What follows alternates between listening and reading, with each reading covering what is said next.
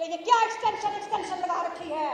अगर किसी ने जस्टिस वाइस या जनरल मुनीर की एक्सटेंशन की बात की तो फिर सारे पाकिस्तान की जमहूरी कुव्वतें वुकला और पीटीआई के साथी हम इस्लामाबाद की तरफ जमहूरियत मार्च करेंगे, पुरअमन मार्च करेंगे और तब तक नहीं उठेंगे जब तक मुल्क में जमहूरियत नहीं आती।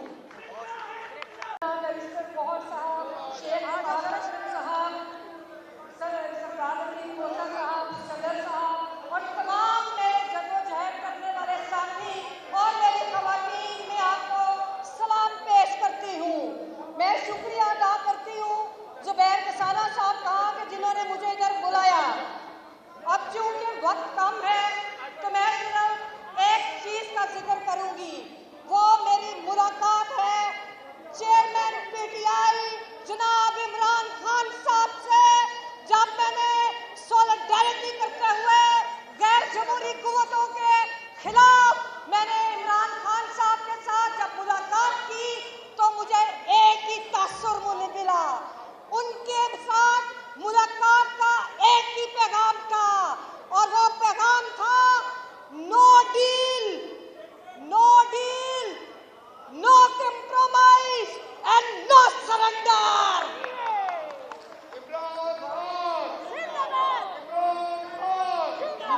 पहले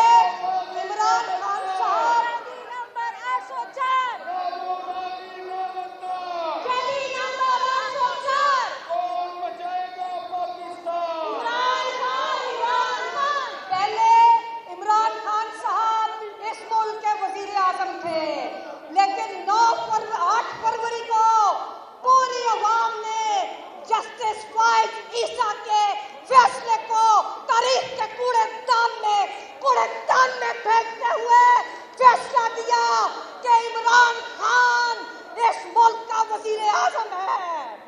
इन जर्नैलों ने पाकिस्तान की तारीख से कोई सबक नहीं सीखा। पहले मैंडेट चोरी करके आपका मुल्क दोलस्त किया, आज फिर उन्होंने पाकिस्तान के अवाम का मैंडेट चोरी किया है। मैं इस वक्त जो मुल्क के अंदर इंसानी हकूक की सूरत हाल है, जो जस्टिस वाइस की कोर्ट है, मुझे उस पर बड़ा अफसोस है और मैं सलाम पेश करती हूँ इस्लामाबाद हाई कोर्ट के जजेस को, मैं सलाम पेश करती हूँ जस्टिस बाबर खतार को, मैं सलाम पेश करती हूँ जस्टिस अजहर मिनल्ला को कि जो अवाम के हकूक के लिए खड़े हुए हैं। और आखिर में मैं ये तजवीज़ दूंगी कि ये क्या एक्सटेंशन लगा रखी है। अगर किसी ने जस्टिस वाइस या जनरल मुनीर की एक्सटेंशन की बात की तो फिर सारे पाकिस्तान की जमहूरी कुव्वतें वुकला और पीटीआई के साथी हम इस्लामाबाद की तरफ जमहूरियत मार्च करेंगे, पुरअमन मार्च करेंगे और तब तक नहीं उठेंगे जब तक मुल्क में जमहूरियत नहीं आती।